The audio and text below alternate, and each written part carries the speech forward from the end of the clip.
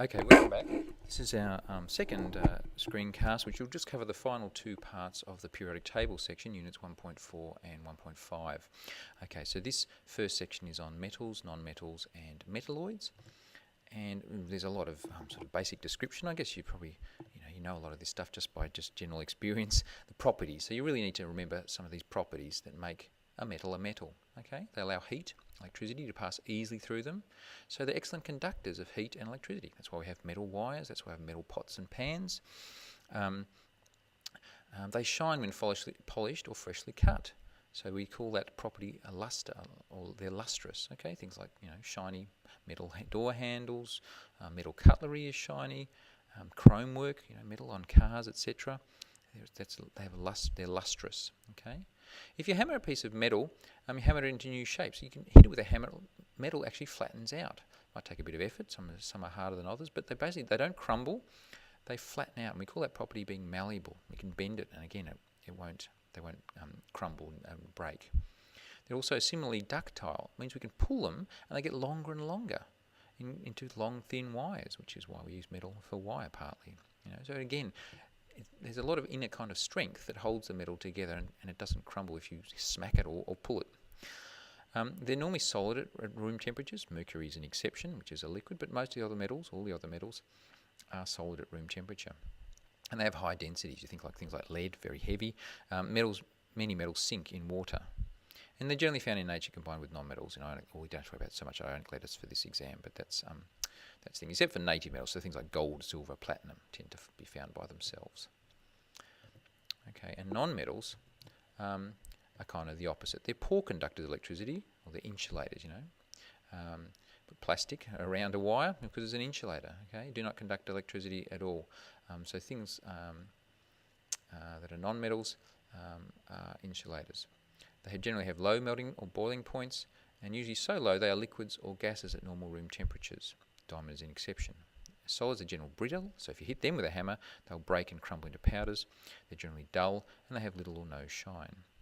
So in fact, non-metals, when we talk about the periodic table, they make up on the right-hand side about 20% of all the elements we know, and the remaining 80% on the left-hand side of the periodic table are metals. Okay, that's something just to remember. Now, just to remind you that on the exam, we will not be talking about ions or electronegativity. Okay. Now, lastly, the families of important. Okay, Unit 1.5. So let's have a look at the periodic table and see what it looks like. So here we are, and like I just said, all these things are metals. Okay, all the way these light blue, and these ones below, 80% of the elements are metals, and it's just really this green section on the left, including this section, this final group. These are the non-metals. Okay, so all these things tend to be shiny, all these things aren't. These things are malleable and ductile. These things are brittle. Okay, so what are the families of important? Well, they're really the groups. Which groups do you need to know the names of?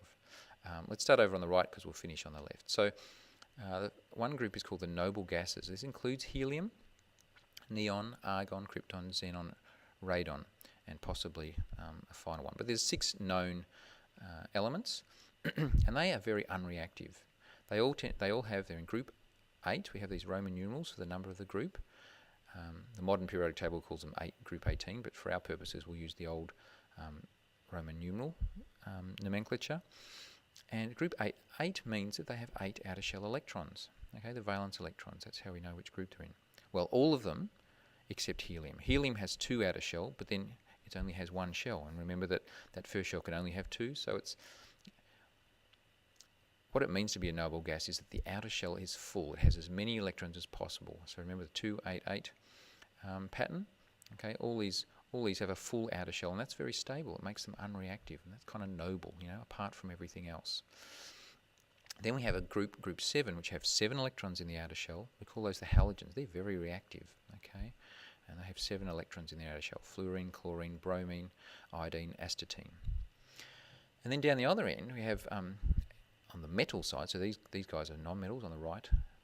In the metal section, we have group 2, the alkaline earth metals, and these all have 2 electrons in their 2 valence electrons, or 2 electrons in their outer shell: beryllium, magnesium, calcium, strontium, barium, and radium. And finally, group 1, we call these the alkali metals. these only have a single electron, a single valence electron, one electron in the outer shell.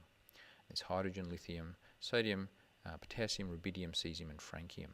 Okay, and they're very reactive. So I just want to finish up by showing you again another favourite video, the Brainiac video, where they actually look at this these group of alkali metals, group 1.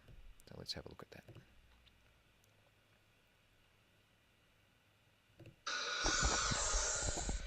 Whether you've left school or you're still at school, you can appreciate the sheer fun, mayhem that chemistry can be. There's so much to it.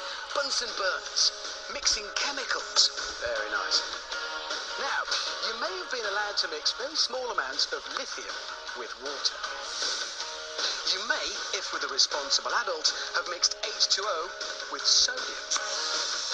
And you may, under very strict scientific control, have witnessed potassium mixed with water.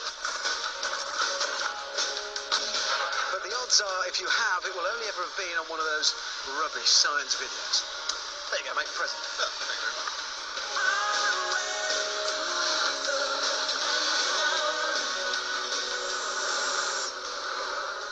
Next to are the dog's nuts of the periodic table. They are, if you like, the king and queen of alkali metals. Mix these babies with water, stand well back, and watch the mayhem. And that's just what we're going to do. Mr. Tickle, bring on the rubidium. Here it is. Is that it? Well, it might not look like much, Richard, but it's a highly reactive metal. It's sealed in this glass tube under argon atmosphere conditions, just for safety. Right, so what's going to happen when you drop that in the water? Well, imagine, if you will, letting off a hand grenade in a bathtub. Righto, I'm off. Have that. Okay. Good luck. Okay, Tickle. Drop the rubidium in the water. Stand back, everybody. This one's going to be bad. 2 grams of rubidium will only react when our specially designed vial dissolves in the water, which gives John a few crucial seconds to get into our safety zone.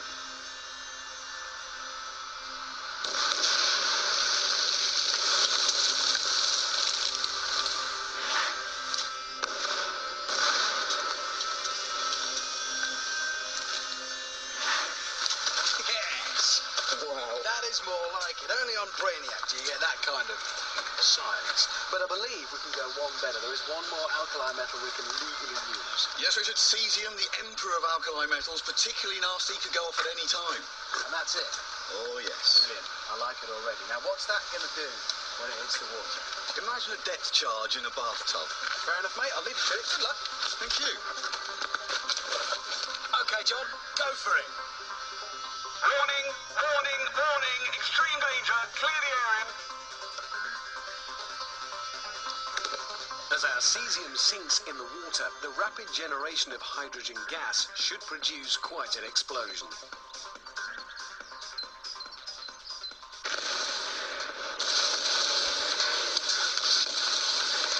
And it does.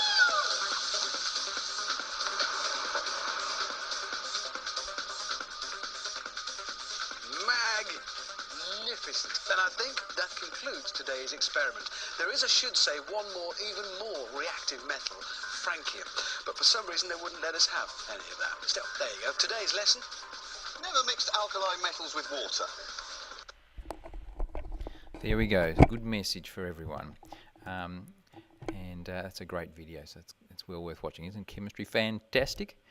Now, just to remind you that in this section in our book, we've got balancing equations. Don't worry about that. There's going to be none of that on the exam. So I think that brings us to the end, and I'll see you later.